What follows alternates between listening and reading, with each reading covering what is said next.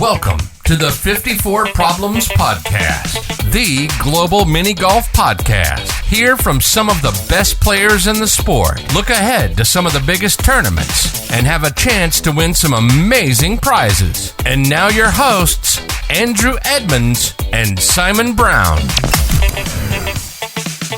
Hello and welcome to the very first episode in a brand new podcast. Because if there's one thing the world needs more of at the moment, it's another podcast.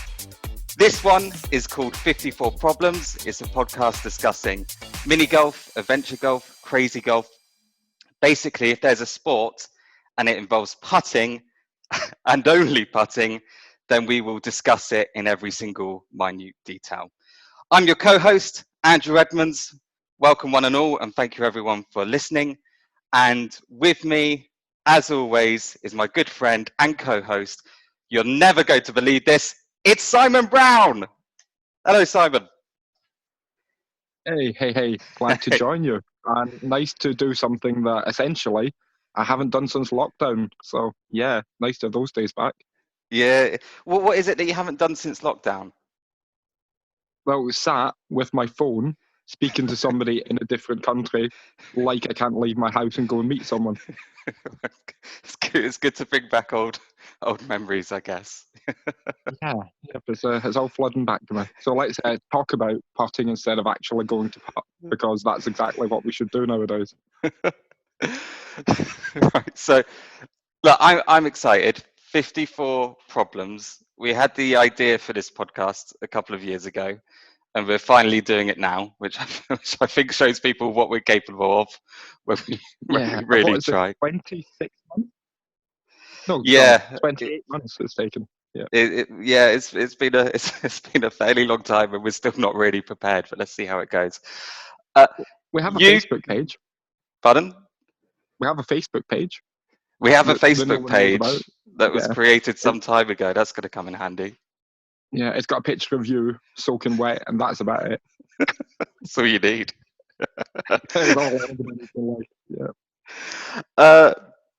54 Problems. You came up with the name. Why is this podcast called 54 Problems? Well, firstly, I came up with the name after 2+ hours of discussions, and we had nothing good. That's true. I didn't have anything good. No, it was awful. And then we were figuring the average tournament, certainly in the UK, is 54 holes. So you've got 99 Problems, obviously, is something in a different genre of music to what we'd usually listen to. So then we just took it and made it 54 Problems. 54 and Problems. I think that would be what we talk about, essentially, is the issues of mini golf. And that could be hung by hung, or sometimes player by player. But we'll get to that. We'll get to that. 54 Problems. All right. So usually on this podcast, we would have a guest joining us every episode. This episode is a little bit different because it's the first episode. So it's going to be a chance to get to know us and get to know how the format works. If you're listening and you want to contact the podcast with your thoughts, with your questions, we would love to hear from you. The email address to contact us, it's really good. It's 54problems@gmail.com. No spaces or dots or any funny business like that. It's just 54problems@gmail.com. So if you want to get in contact with us, we would love that. Later in the episode, we're going to have a prize contest for a really good prize, and you can enter by emailing us also. That's it really. So we're going to start. I should say as well, I'll announce who the next guest, who our very first guest I suppose is for the next episode. I'll announce who that guest is going to be at the end of this episode. So that's something. So how we're going to start, we will ask our guest a series of questions about mini golf. It's going to be the same question for every guest to try and get to know them and get to know their thoughts about mini golf. Seeing as this is the first episode, we're going to start asking the questions to you, Simon. So this is getting to know Simon. It's the first section. That felt like it needed a sound effect after it, didn't it? Should we do that next episode? Getting Yeah. to know you. Yeah. Maybe another 2 years to prepare. 28 months down the line. Can't wait. Right. Getting to know Simon. Simon, do you have a mini golf nickname? And if so, where did it come from? Well, this is controversial now because my mini golf nickname is the Enigma. Okay. And that comes from when I used to play pool. So I used to play pool competitively to a decent level. I gave that up because I couldn't get to the level I wanted to. So that will eventually happen with mini golf as well, maybe. And I just took that into mini golf because I was told I needed a nickname. Unfortunately now, there is another Enigma. So no. Who's the other Enigma? Do you know anyone that knows Ian Witt? He's a fantastic up-and-coming player that's joined Gloucester Races. Okay. His lifelong nickname from things is Enigma. And to be honest, it kind of suits him better. So does it suit him more? Yeah, it does. It was an odd fit for me in mini golf, and yeah, I think it's Ian's now. Okay. So Have you had any thoughts? Have you had any thoughts of what your new nickname will be? You need a new one. PG ones, maybe not. I think a good nickname is bestowed upon you. You can't go picking your own one. Yeah, that's true. Okay, well, that's the issue. That's the issue because Enigma was given to me in pool, but I picked it for mini golf. So I think somebody just needs to do one that I don't hate. So okay. Well, maybe next episode we'll come back and you'll have one. Yeah, you can all email in with those, and you can offend me. That'll be good. Could be a new contest. Could be a new contest. Simon's nickname. All right. What's your best achievement in the sport? What achievement are you most proud of? It doesn't necessarily have to be your top position in a tournament. It could be just something that you did that for some reason you were really proud of. It actually has nothing to do with what I do on the course. If you watch me play, that would not be a surprise. To many people's amusement, I have helped start 2 different clubs. So I had a hand in starting the Welsh club, and lately I've had a hand in starting Gloucester Races. And for me, the biggest achievement I've had is knowing, limited geographically in the UK, how mini golf is spread, that I've helped push the game into bits of the UK that perhaps it hadn't been pushed into successfully. And that's by no means been all me. I've just had a hand in that. But when I watch people playing and they play for the Welsh club, or they play in local events there and now in Gloucester as well, and I think I'm not sure they would be there otherwise. That's my sense of achievement. So your achievement really is more to do with admin than it is to do with playing mini golf. Yeah, you're proud of your organisation. Shared admin. Shared admin as well. Admin. Somebody's gonna be listening to this thinking, well, that wasn't all Simon, that was me. Sure. So my achievement admin. Is other people's admin. Yeah. But they've done well, so fair play. What is your advice for new mini golf players? So say there's someone that's never played before, they're really keen to play, they pick up a putter, they've got 1 minute with you, Simon. Lucky them. What do you say? What's your advice for new players? That is all it takes. Watch everybody. Okay. Don't just go and watch the top player because you're not the top player yet. You watch anybody about you, and you don't want anything too much too soon. All you're doing is playing yourself and playing to get better, and it will come. As long as your improvement never stops, you'll get to the top eventually. It's the day that you're not getting any better anymore. And you can look at the worst person in the field and they could be playing something that no one else is, and you can steal that. I've been stealing shots off novices the last few months, and you know what? They're way better than the shots I've been playing for 5 years. Should we say steal? Should we say take inspiration? Oh yeah. Well, yeah. I think the technical term is magpie, isn't it? Magpie, yeah. Magpie. So yeah, if you're new to it, get magpieing. Playing your practice. And this is a bit of advice I got from a player that will stay unnamed, but they had a point, is when you're practicing, if you're playing a course that you play a lot, the players make the same mistake. They go and try and play the home better over and over. Okay. They should use the practice time to focus on their own game, their stroke, their foot position, their posture. You should be spending the time on how you putt when you practice more than how to play the course. Because by and large, you know the courses. That's really interesting. I mean, you take, I'm sure they won't mind me mentioning this, you take Hastings, the Hastings Club. So they meet every single week to play the same courses. And to be honest, if they're going down trying to know how to play that course better, after 2 years, 20 years, however long, there's not much they can know.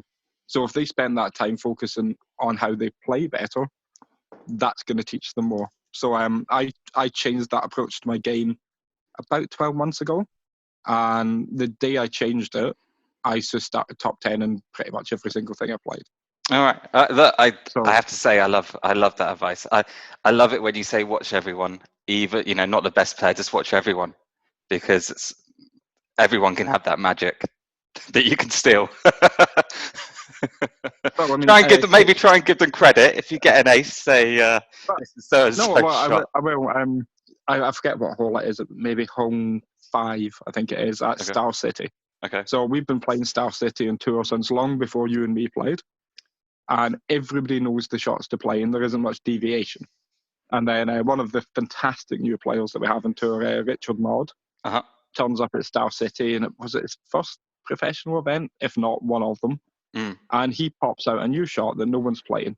And pretty much as soon as anyone sees it, the home tour switches to it. But it can happen. Everybody's been there all that time. And then it just takes that fresh set of eyes, that bit of imagination to just go and do it. So, yeah, you got to watch. I think it's really lovely advice, because also there's another side of it, which tells the new players you can come up with a shot that's as good as people that have been playing 20 years. You've got that outside, you've got a different perspective, I suppose. I really like that. I think it's that imagination. You're not boxed off into what you've done for the last 8 years at the same venue. So, yeah, it helps. What's your favourite course? That's tough. Yeah. It's got to be the Crazies. It's got to be Hastings, and it's got to be the Classic. Crazies. We're going to talk about it later in the tournament talk section, but yeah, it's a classic course, right? It is just... I struggle to say anything else. I would say, though, Gloucester lately. I mean, the course Aces in Gloucester is just fantastic. And in match play especially, it is just drama. Every single hole is a 1 or 2 or 3, and you just don't know. And it is actually possible. I mean, you go down the other side of that. I lost 1 match out of 8. And in that match, somebody, I want to say, took a 4 on a hole that I expected to ace and couldn't do worse than a 2 on. And I took a 4 straight back because it is that type of course. And I didn't win the hole. And at that point, I had lost that match. And that put me out of the match play. But essentially, that's what you want from a match play course. You're standing there, and it could be an ace, or it could even be a 4. Sure. And that was perfect. So I like what you've done there with the sort of the classic and the new as well. You've gone 1 classic and 1 new, which is, I think that's really nice. If you could time travel for 1 day and you can only do 1 trip and then you come back, would you go forward in time or backward in time? Where would you go to and why? Wow. For mini golf, I assume. Just looking here, no, it doesn't have to be. We should specify in future for guests for mini golf then, because I don't think it doesn't have to be. You can try and travel to it. Well, we're going to use mini golf. Go on then. Well, I wouldn't go forward in time because the standards getting better. The standards getting better. You are keeping this question very much to mini golf. That's fine. Yes, indeed. So standards getting better every day. So I'm not going forward. Right. So you think if you go forward in time, everyone's going to be better than you? Yeah. I'm going to go back in time 20 years ago to when Ted McIver used to be second and everything. No, I'm joking. I love Ted. He'd laugh if he was. Yeah. Can he listen to podcasts? I can't see it. I think he does actually. He probably doesn't watch films. Anyway, we could when he's a guest, we can ask. Oh, him. he'll be a good guest. No, I would go back to the famous crazies a year or two before I started playing.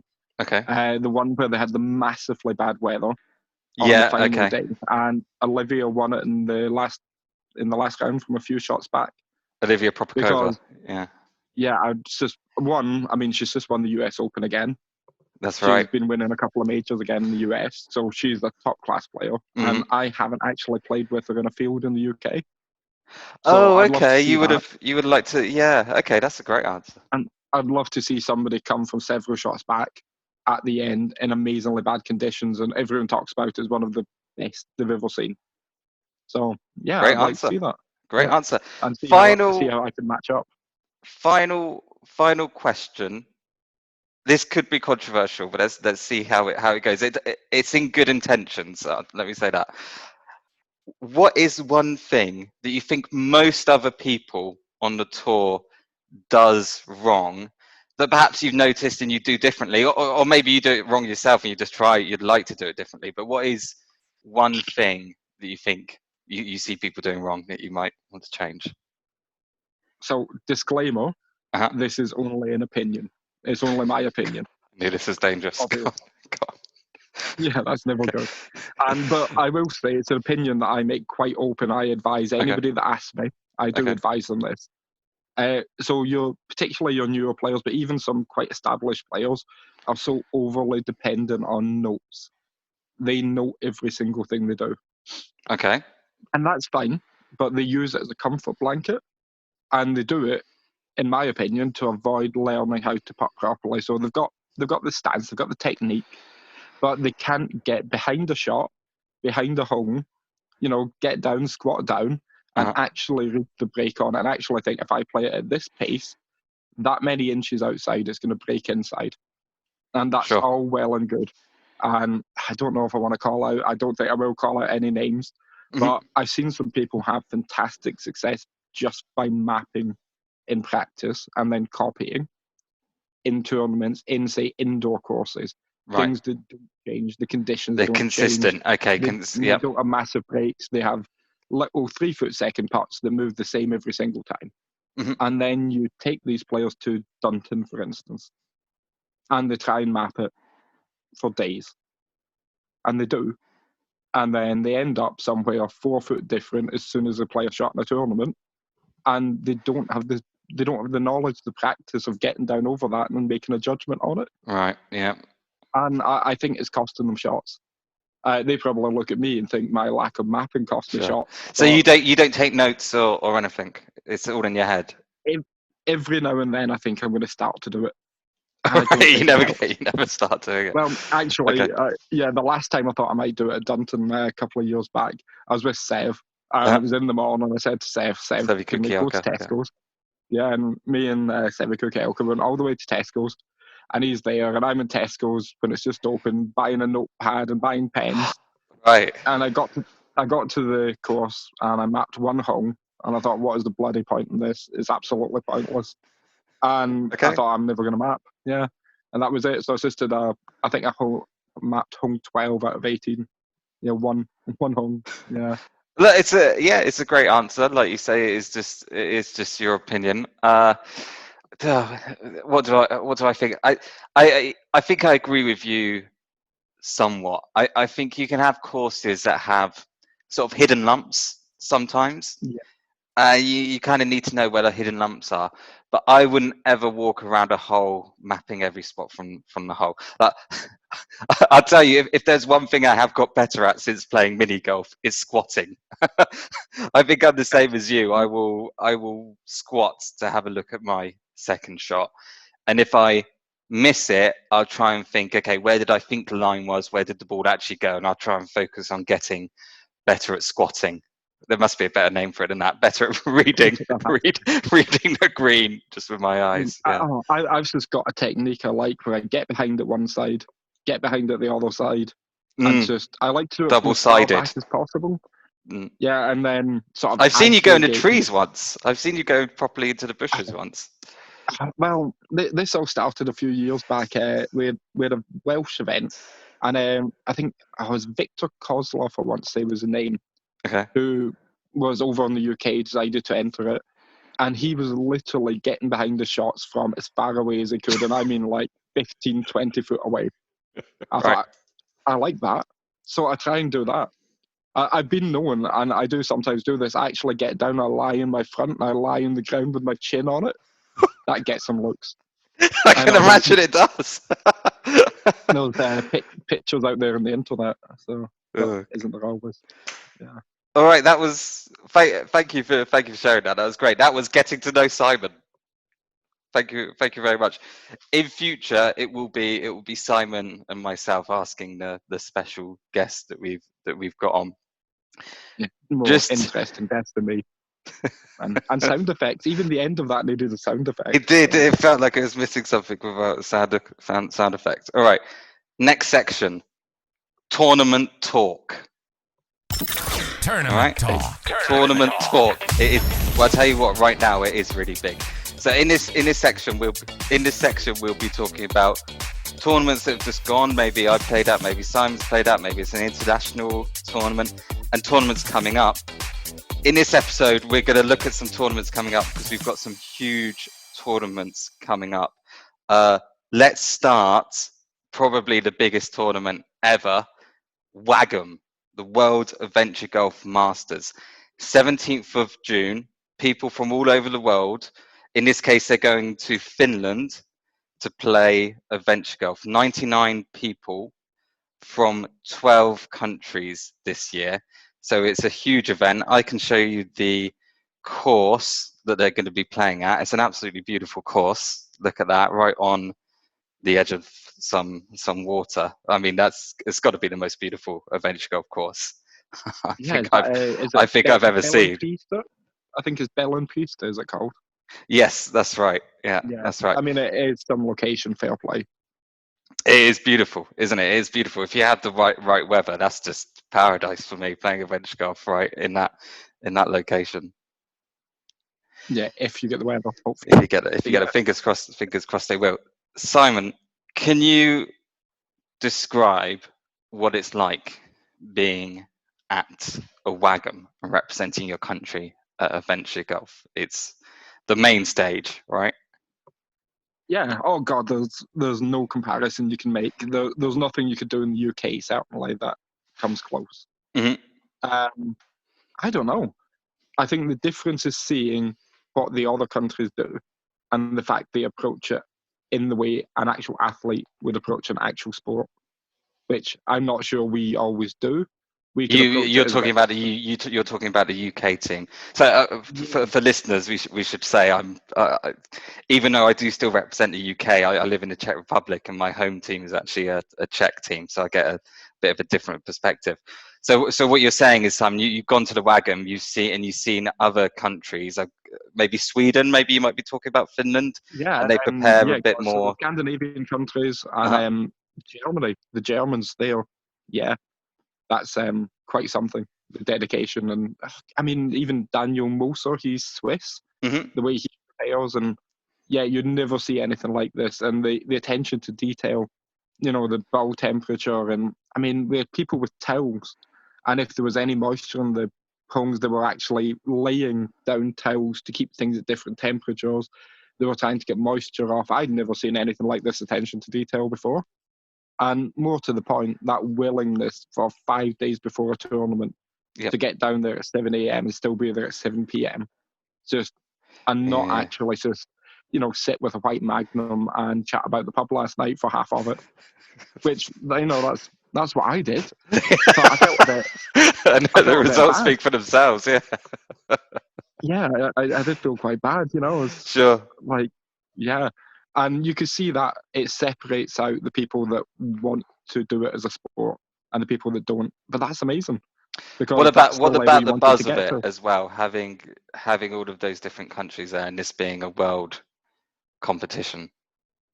Yeah, it's how welcoming it is, and you get to this point, you bump into each other everywhere nearby when you're out for food, etc. Sure. And everybody is so welcoming. Nobody wishes anyone bad. No. And the people you play with in your groups are so much behind you compared to a tournament you usually play.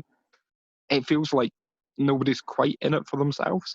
It's nice. That's It's really amazing. nice. Yeah. That sounds really, really nice. So I've got the list here of who's going to be competing this year. So like I said, 99 participants from 12 different countries. We can go through this and highlight some threats from people that we know. In the youth boys, I know Maciej Walczek has won it before, and in the Czech tournaments I've seen him, he's an extremely strong competitor. In the last tournament, actually, he came first in absolute order. So not just the youth boys, but from everyone in the tournament, he came first. So for me, this would be one to watch. It would be difficult to vote against him, isn't it? He's the name. Of course, He he's isn't. the name. He is the name. Yeah, he is the name. Absolutely. I mean, is it fair to say could be sooner, but within the next decade he'll win WAGM outright as a male, as a He man? he could well. One thing, he's won a lot of tournaments, but he's never won a Czech major tournament. And I am thinking his career is going to be interesting to watch, because I'm thinking when he wins a Czech major tournament, he's going to start winning everything, because I think he has the potential to do that. Yeah, after the breakthrough. Yep. Yeah. That's what I'm thinking. But I mean, you're talking about someone that hasn't won a major yet, and they're in the youth category. I mean, that just says the level he's at. Yeah. If we're feeling he should have won a major when he's still a youth, I mean, that's when you know he's special. Yes, yeah, fully agree. From the general class of women as well, I know Anna Koldova. Her last two tournaments have been outstanding performances. Came joint third in her last tournament. So she's playing amazing at the moment. Nice. She's someone to watch in general class of women, and I think she could surprise us and get a really strong finish overall as well. Jenny Erlandson as well as a top player. She's just on instinct from what I've seen. Jenny is a top player, so okay, could be another name to watch from Sweden. Okay, in the men's category, so you can see the countries here as well. We have Ghanese representation, and I just love that Ghana send a team, and they send a strong team. They come in numbers. It's a big team. They just have this passion for it, and there's a couple of names there that come every single year. Yeah. So Kelvin Boateng and Solomon Addy. Mm-hmm. Apologies, I forget the pronunciations off with that, but I believe that's correct. They come, I think, pretty much every time now, and they are cutting the gap, and I think everyone wants to see that they're cutting the gap and they're getting up to standard. And if you follow any of them on Facebook, you'll see they have a genuine passion for the game. And it's awesome to see. I'd love to play out there one day. That's nice as well. I agree. It'd be great to go to Ghana and play and meet up with some of these people. That's really nice. Moving on now to Great Britain in the general class of men. 3 from Great Britain here: James Rutherford, Sevi Kukielka, friend of the podcast, and Paul Tutt. Paul's first WAGM, I believe. I'm really glad he's going. Hopefully, we'll be able to talk to some of these players as the WAGM is evolving as well, to get their impression of how things are going on the ground. Simon, thoughts? James, Sevi, Paul, we have here. Yeah, so you've got 3 top players. So James, it goes without saying, I think, historically, James would be the best of these players. But he hasn't had the time to dedicate to practice. Okay. So what you're seeing in his tournaments at the moment is somebody that shows up in the day or the night before, and so you're not seeing him deliver what he's capable of. Mm-hmm. At WAGM, you will see the actual James. If he's got the time, When James gets a week in a course, he's an unbelievable player. He's top tier UK. Okay. And we'll all see that at WAGM. He'll be back to his best. He'll be cutting it at any top end that British player could be. So he's a big one to watch. Is that's what you're saying here? Yeah, you can never put him out of the running for top UK player if he's got the time to practice. Mm-hmm. Then you've got Sevi. How is it his first WAGM? I mean, you're talking about somebody that's played for 15 years. He's the UK number 2. He's winning. I mean, it's got to the point feels like he's winning multiple events because he is. Yep. He's the Masters champion. He's the match play champion, which is won in 2 consecutive years, 2 different courses. You could go on. He's never played for the UK. And then you've got people like myself that are 11th in the UK that have played for the UK. So this is long Yeah, I overdue. mean, that's gonna be really interesting. You're right. He's got a lot of trophies from the UK, and I know this isn't his first international, but like you said, it's his first time representing UK in the WAGM. It's going to be really interesting to see how he does. He'll do fantastically well. I hope so. If I had to pitch him somewhere, I'd say he could aim for top 25, top 20. All right, we'll come back to that prediction. It won't shock me if he does even better. Mm-hmm. And then Paul Top. I'm delighted to see Paul Top there. I mean, yeah, what he's done in the majors and what he's done with his local courses to sort of maximise his talent and his opportunity. Hastings, right? He's got himself up to 4th in the UK. Well, he was, I believe he still is. He was only, I think, 10 points off 3rd place at one point, and that's unheard of. How fast he's done that, and it shows. And he's such a nice, genuine guy. Yeah, there's so much time for him, and he's been the changing of the guard with the Hastings club. He's now the captain, and he's passionate. He's forward thinking. His approach to the game, his professionalism of practice, he's exactly what that team needs. So yeah, I just wish him all the best. He'll do well. I'm made up for him. I really hope he does well. Like I said, hopefully we'll be able to talk to him as well. But I'm made up for him. I hope he enjoys it. I hope he has the best time because, like you say, there's a reason he's called the nicest man in mini golf. So I hope he has the best time. Right, we got Hungary here. I think India, NER. I don't know. Well, first of all, let's not pass Hungary because don't forget these 2 Hungarians are actually part of the Welsh Mini Golf Club. Yeah. Okay. Yeah. So you've got Balázs Tompa and Martin Gedder. Mm-hmm. So they are both getting better so fast. So we had an invitational in Taunton a few weeks ago, and Balázs came 3rd. I want to say he had an absolutely insane final round, and Martin Gedder hasn't played much, but when he's played, I mean, he turned up at Dunton, I think it was, for his first event, and I think he became the first person to get back-to-back aces at Dunton, which is no mean feat. That's quite an achievement. But I mean, this is going back to what I was saying about the things that give me pleasure. So, being involved in setting up the Welsh Mini Golf Club years ago, and now you've got Balázs and Martin Gedder, who nothing to do with me, play for the Welsh Mini Golf Club that just exists now. And then they're now at WAGM playing for Hungary.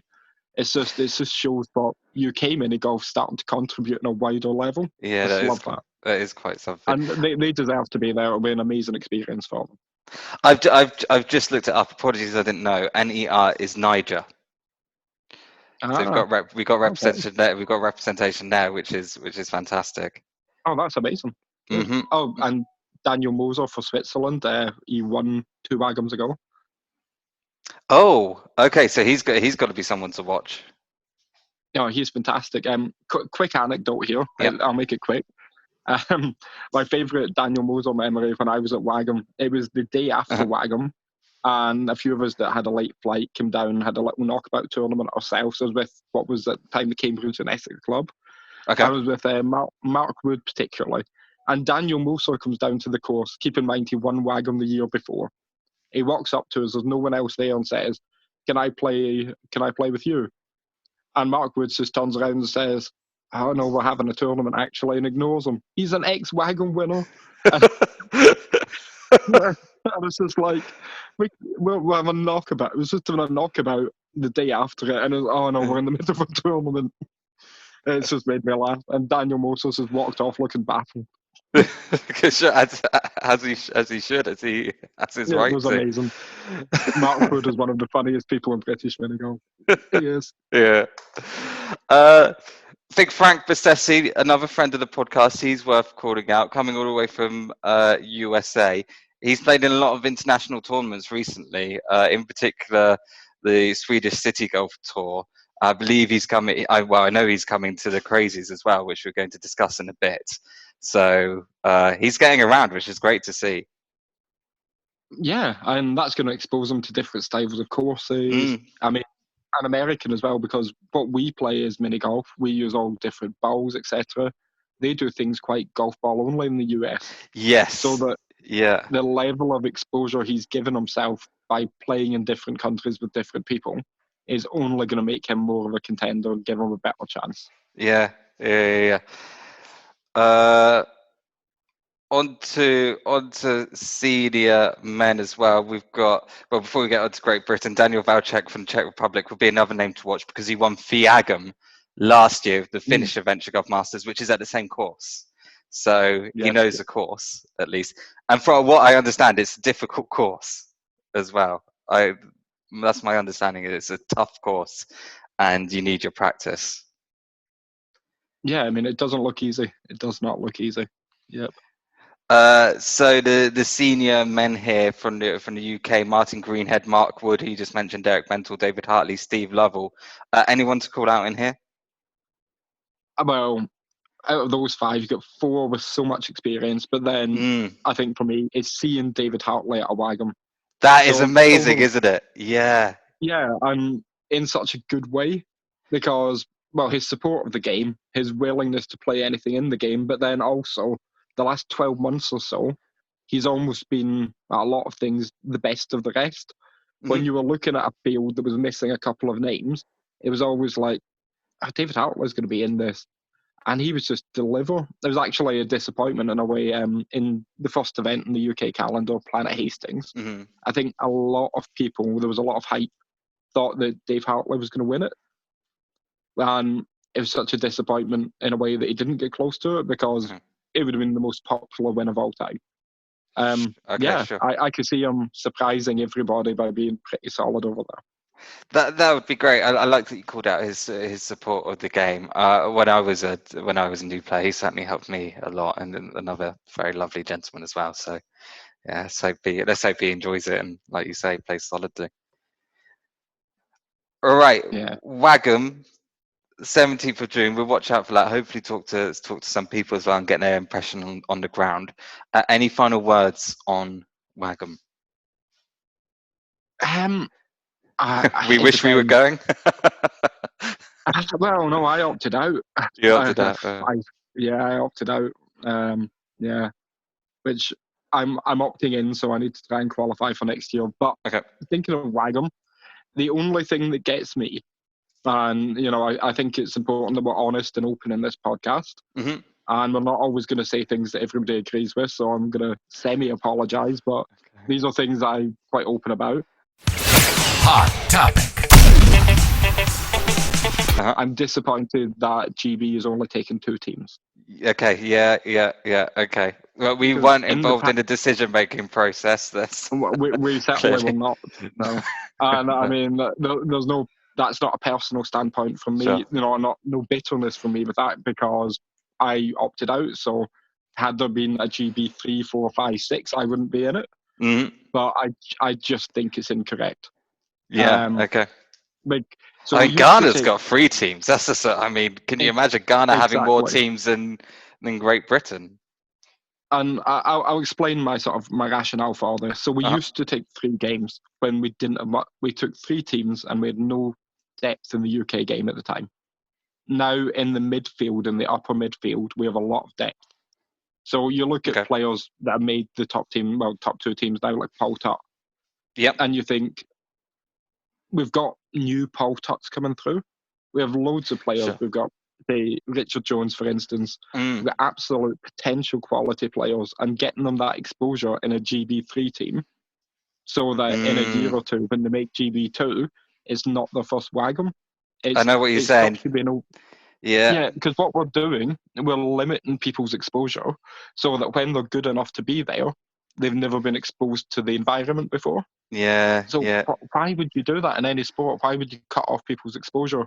The only viable argument would be lack of funding, but it's self-funded. So if you're saying pay for yourself, what do we have to lose? Yeah. I don't get it.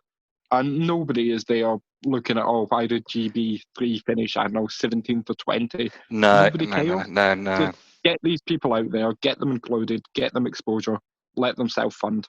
And that way, those of them that do filter through to the top 10 in the game and do come out and do play for GB1 and 2 next year or in 5 years' time, it's not a shock to them.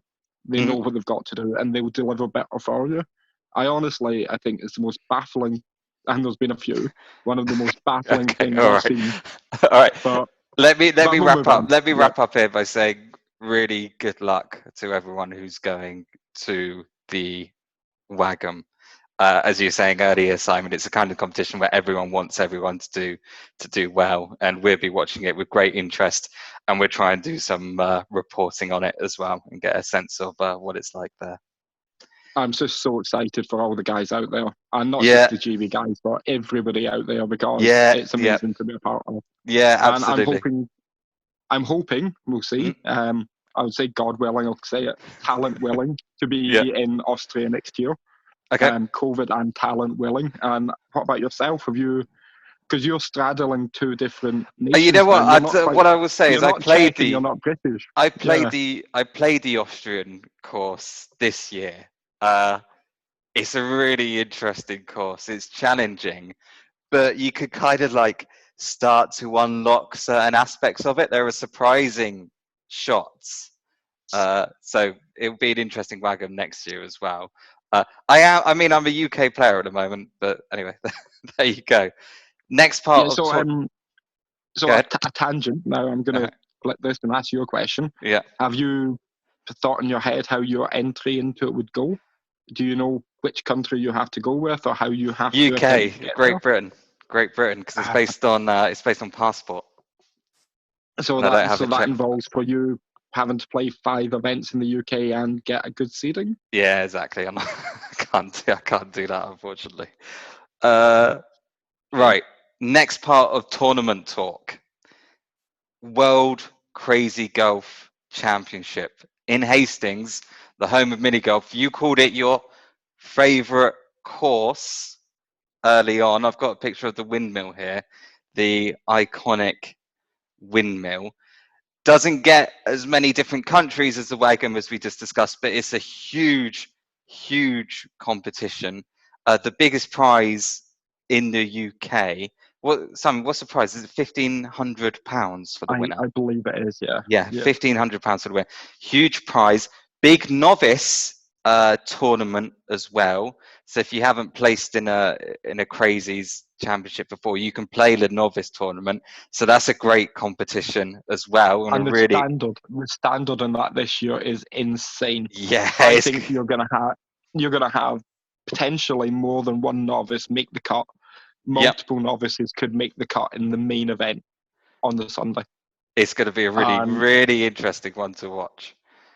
Yeah, we'll both be there. You could have a novice go 10, 20 under for the tournament easily. Yep. Okay. Big news as well this year. New felt and new holes, right? Yes. Huge news. So, felt is good, I guess. Has to be done every few years, I get it. Yeah. The homes are open to debate. Home 2 is open to debate. The what's open to debate? Home number 2. Hole 2. Oh, hole 2 has completely changed. It used to be a very difficult hole, and now it's like a standard pipe hole on a ramp. If you get up the ramp and into the pipe, you should be okay. It used to be such a tough hole. You could just lose concentration for a second and you'd get 4 or 5 because of the way the ball would shoot past the hole. That was the fun. I think that was the fun of it. Yeah, I don't know. I think what they've done now is, as a business, is better for the public that play the course. I'm not sure Home 2 lends itself to this tournament anymore. And it's a shame. Because why I love this course is it's so sympathetic to the classic quality of being, is it 50, 60 years old as a course? It's so sympathetically done and so kept in good condition. And then Home 2 just does not fit. And it's a shame. It is, but I get it. And it's the same for every player, so I don't think anybody will complain. Well, here's what I'm thinking. I'm thinking this year's tournament is going to be blown wide open by all of these changes, right? I think it's going to be a really exciting one. I think it's going to be an unexpected one because of these changes. I think it's blown open. I get what you're saying about hole 2. Like, you're getting trying really hard to avoid that 4 over 5 was part of the fun or the challenge. I get that. Yeah, you want to be ultimate tested. You don't want to just pop yourself into a pipe, which no top player will ever miss this pipe. And then oh God, don't say that. That's massively tempting fate. Those words are going to be in my head now. Okay. Hole 2. Simon says. I'm going to put it out here now. Right. I am not going to miss that pipe once, and you can call me out in the first podcast if I do. I can't wait. I'm going to miss it twice now. Simon, this is the first podcast. You know what? This is actually going. This is recorded. Oh, this is going out. Oh God, I should have been nicer about a lot. I should have been nicer about a lot of things then. Yeah. Yeah, it's a great tournament. Novice players, sometimes public come, they dress up, they've got a real chance of winning a lot of money as well. I think everyone. I love how much they love it. Yeah, they love it, don't they? It's so family friendly, it's so family fun, but you've got that competition element for the pros and the novices as well. I think everyone who wins a novice trophy and every novice winner ultimately goes on to do amazing things as well. So it's sort of like a crowning or a baptism moment, I suppose. I'm so excited. I'm going to be there. You're going to be there, so we can give our thoughts. We can record our thoughts as the tournament goes on and give little snippets. Well, I mean, I thought a nice live podcast on the Saturday night would be amazing. Just talking about it in event. That sort of finger on the pulse moment when nobody knows how it's going to end. So that's what they call in the biz a little bit of a tease. You know, a little bit of a tease. Maybe we'll do that. But then, as we all know, Saturday is also usually steak night. So I do like steak. Steak and a podcast night. Yes, that's athlete. Diet of athletes. I love steak as well, actually. I love that steak restaurant. I think I don't know what you're thinking of. Oh yeah, we should shout out Two Bills, who are not sponsoring us. You know, it's not. But mate, hopefully one day we'll talk to them when we get there. I'd love a good sponsorship. Just for a steak. I'd do it for a steak. I'd mention them in every single episode. You know what? I've had a look into sponsors. Don't even ask why. And it's amazing. You're not allowed to be sponsored by alcohol. You're not allowed to be sponsored by betting. You're not allowed the sponsor to be in the front of your top. Oh, it's a legitimate nightmare. So, but we could have a little picture of a steak and like our sleeve or something. Nothing wrong with that. Everyone loves a steak. Contenders then for both championships, pro and novice championships. Give me a contender. Who are you watching? Obviously, we're trying to focus our best on our own game, but who should people be watching? I think is going to be shaken up a lot this year. Yep, agreed. We always looked at the same names in the past. I think this year, Ed Pope. Ed Pope second last time, right? Yeah, and he's not been playing much, but every time he plays, he's in about it. He just looks as if he's getting close, and I think the changes to the course might take him closer again. Sevi Kukielka, yeah, absolutely. That was going to be one of my picks. He's never out of it anywhere. And I want to call a name that not everybody will know, but David Jeremy. Okay. So, David Jeremy, Hastings player, local. He's just an ace merchant. He just aces for fun. And to be honest, I thought that was it. When I first seen him, nice. Yeah. I thought he just went for everything, made some things and missed other things. And then he beat me at the Masters this year. And that's not one of his courses. And I'm quite good at that course. And then I started to actually pay attention, and oh God, he is good. He's one of that new school when I talk about GB3. So that's it. Let's call that your wild card pick. That's your wild card pick then to watch. Oh, absolutely. Yeah, I think top 5. Oh, top 5 spot. Yep. Okay. If not better. Yeah. But you know we can't finish talking about the crazies without at least mentioning one person that I think everyone's going to be watching, Luke Ryan. So Luke Ryan, relatively new player, right? Local to Hastings, but he's been putting in so much practice. He's been putting in so much practice and so much dedication, and he has just shot up and up the leaderboards recently. I know he's putting a lot of practice in for the crazies. I mean, we've got to watch him for the novice, but I'd love to see him Well, do the something thing with Luke magic in the overall. Go ahead. is he was a bit of a local specialist, you felt, and he was just going to practice the one course to death. But then he started to come to literally anything in the UK. It could be Taunton, it could be a club invitational, anything. Sure. He'll come to it.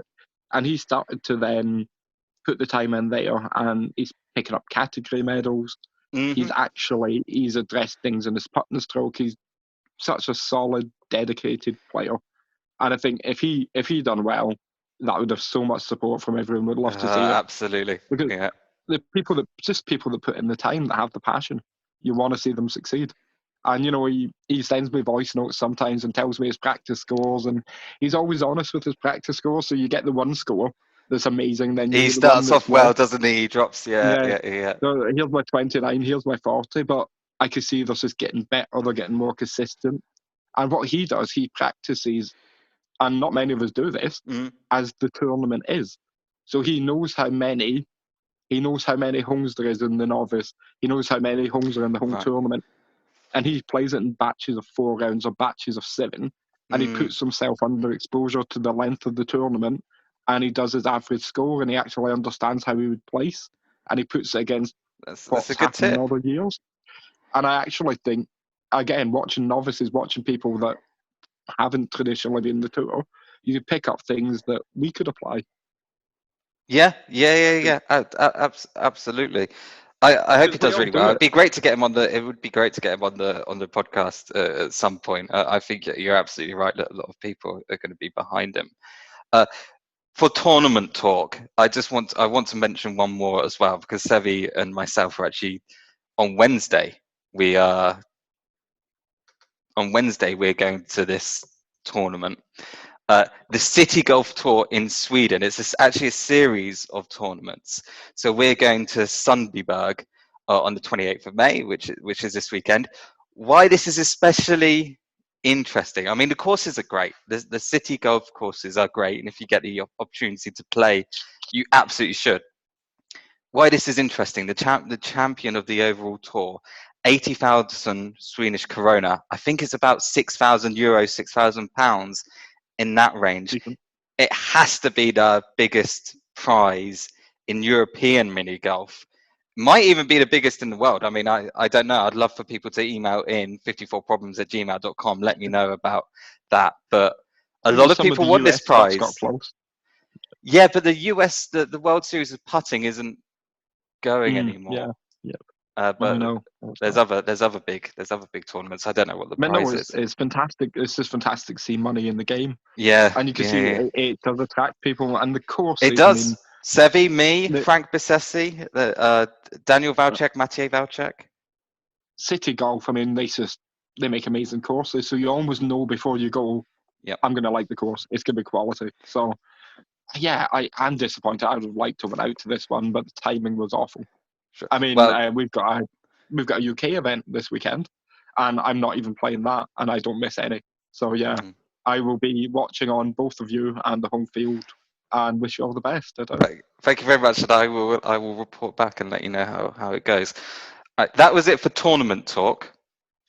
You know what? I'm going to have an interjection here. Go on. I'm going to interject and say you've overlooked the fact there's a British event this Saturday. What British event? Exactly, you're so focused in Sweden. It's the Midlands Open. So the Midlands Open in Dorridge, which is on one of our best courses in the UK. Okay. And it is such an interesting field because it's missing Seve because he's in Sweden. That's true, yeah. It's missing myself, so that means 10th place is up for grabs. I mean, yeah. God, yeah. He's going to be the lucky one. Yeah, I think Michael Smith's got to be favourite. He's got to be. He looks untouchable on that course, apart from when Chris Harding plays, and he's not. So, yes, okay. I think while everybody's off in Sweden playing to that level, meanwhile, it's just spare a thought for the UK while they're all watching Michael Smith do what he does best. and hopefully brings Which is home the Midlands Open. which is great. Honestly, watching Michael Smith do what he does best. That is great because he's such a nice and humble young man. So I could He's the watch him do nicest. what he does best all day because I'm And absolutely rooting he for him. does it in a club shirt now. He does it in a club shirt. Who Yeah. ever thought they would see the day? Yeah. I thought it would be the red and black of his life. Well, he is. That's why he joined the Oh Red and yeah, Black okay, Club. yes, it works. It works well. It works well. You can see what the colour scheme thought process was. We've only got one chance of signing him. So yeah. So all the best to everybody in the Midlands Open and in Sweden. And I will be at my job following on, and just disappointed not to be in one of the two at least. All right, so the next feature is our big competition. All right. You have a chance, listeners have a chance to win a really, really fantastic prize. The game is called Guess That Hole. It's usually a game we play with our weekly special guest. Simon, we'll play it with you this time. You are going to describe a hole. You cannot name the course that the hole is on. You can't name the number of the hole. You can't say the word silky, as in silky smooth, and you can't say the word antiquing. You just have to describe the hole and your shot. People listening, if you think you know what the hole is, email us at 54problems@gmail.com, and all of the correct winners will go into a hat, and we'll do a prize draw, and you'll win a really, really fantastic prize. Simon, do you have a hole in your mind, a mini golf hole? I do. I always have mini golf holes in my mind. Okay, so let's play Guess That Hole. Guess that hole. Simon, you're walking up to the hole. What does it look like? Okay, so I've came off the hole before. So it's not hole number one. Yeah, there we go. That's your first clue. That's a good clue. Yeah, I mean, who knows? You might not have started in the hole one, but who knows? Who Anyway, knows? I think you give it away. Okay.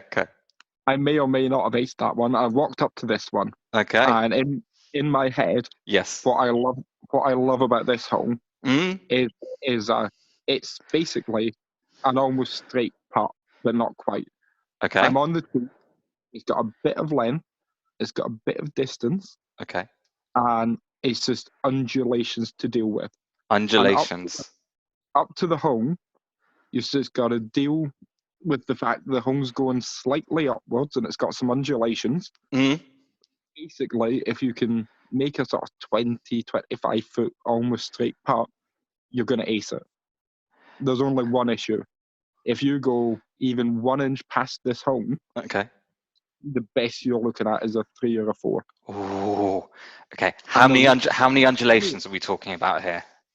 I think you're, from memory, about 2 big slow slopes up to it. Okay. But this is over quite a long distance. Okay. And this could be a clue, for a home that is actually quite dimly lit is a good clue. So the lighting in this hole isn't ideal. And that just adds to the drama to me, and it's tucked away from the home course. And okay. And what ball are you using?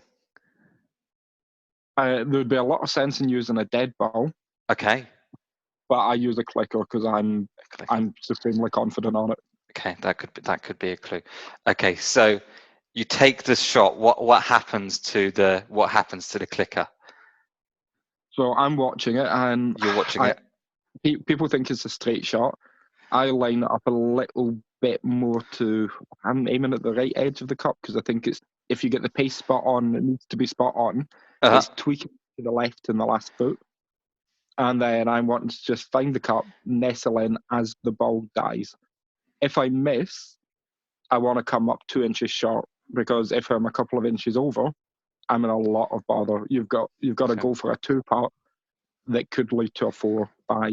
I've seen top players take 5+ on here. I think I know what hole, but I can't blame myself. But in all honesty, you should never take more than a 1 or a 2. Okay. But you just know you will. And what kind of club action are you using? Remember, you can't say the word silky.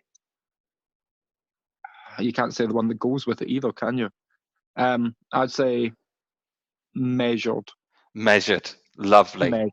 Lovely. And you definitely want to just follow through on the putt, and then you just want to release it nice and clean from the club head.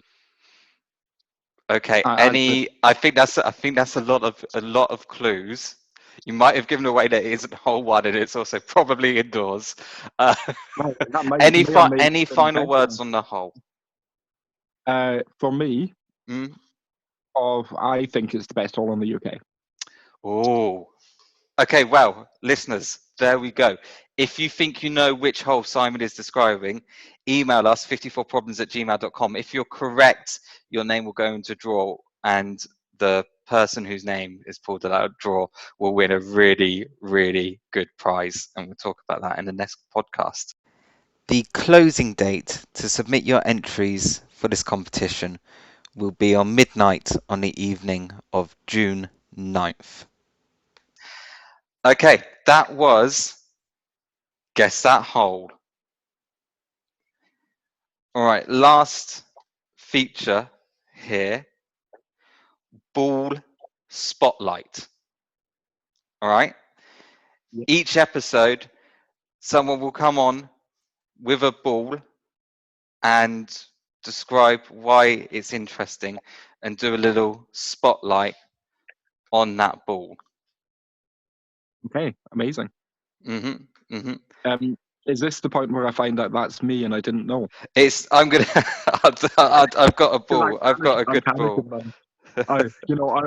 I'm doing this podcast in bed, and I'm just looking about thinking how many balls do I keep next to my bed. But How many balls do you keep next to your bed? ironically, about 50 I've just found them. But anyway, Oh, okay. Okay, well, I think that'll be the second most kept in a mini golfer's bedroom. But we're not going to name the other person. okay. All right. So I've got a ball here. For this ball spotlight, this is ball spotlight. For this ball spotlight, I'm gonna share information about a ball that's very, very commonly played on Czech Tour. Czech Tour is all outdoor courses, a lot of city golf style courses as well.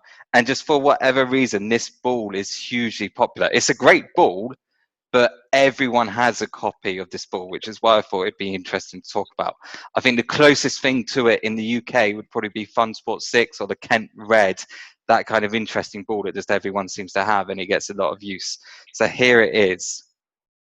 It might be the wrong way, but I can also show a picture of it, hopefully.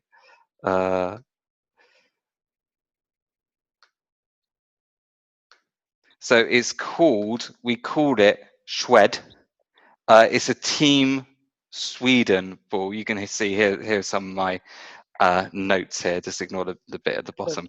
So we're talking Posterity, what do you call it? Swed. So that Swed for SWED. for a shortened of Team Sweden. Yeah. Oh, okay. Yeah, so Sweden. 30 centimeter bounce, 95 short, 45 grams. So it's a really hard ball.